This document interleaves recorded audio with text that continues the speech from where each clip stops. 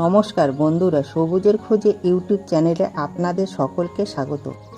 বন্ধুরা চলুন আজ আমরা চন্দ্রমল্লিকার ডাল থেকে কিভাবে চারা তৈরি করা হয় তা জেনে নেব।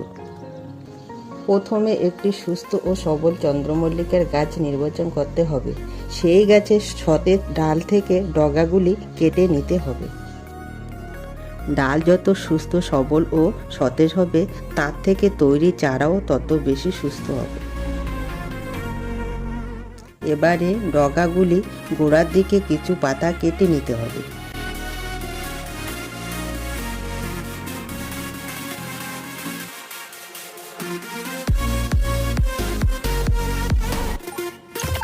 এরপর ডালগুলির গোড়ায় জৈব রুট হরমোন হিসেবে অ্যালোভেরা গাছের পাতার জেল লাগিয়ে নিতে হবে।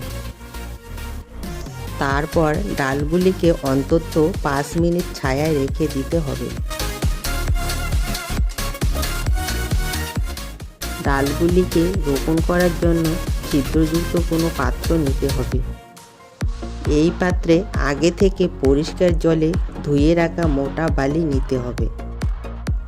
মোটা বালিতে নতুন শিকড় বেশি ছড়াতে পারে, তাই পরিষ্কার মোটা বালি নেওয়া দরকার।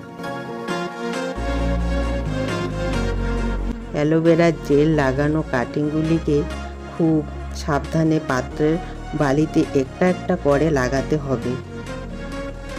সবগুলি কাটিং লাগানো হয়ে গেলে পাত্রে সামান্য পরিমাণে জল দিতে হবে। এরপর কাটিং লাগানো পাত্রকে কোনো ছায়াযুক্ত স্থানে রেখে দিতে হবে।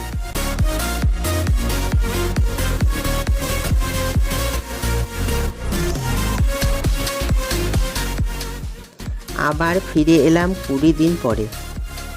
দেখুন কাটিং থেকে কি সুন্দর শিকড় বেরিয়েছে। এই চারাগুলিকে ছোট ছোট পাত্রে লাগিয়ে রাখতে হবে। পাত্রে যাতে জল জমে না থাকে তার জন্য পাত্রের তলায় ফুটো রাখতে হবে। পাত্রে মাটি হবে বেলে দোআঁশ মাটি। মাটিতে শুধুমাত্র গোবর সার মেশালেই চলবে।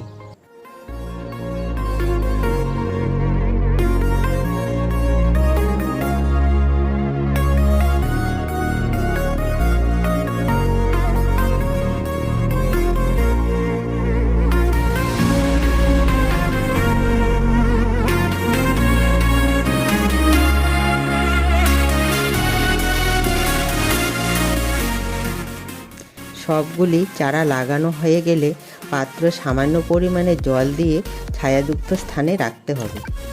ভিডিওটি ভালো লাগলে ভিডিওতে একটি লাইক দিয়ে চ্যানেলটি সাবস্ক্রাইব করুন।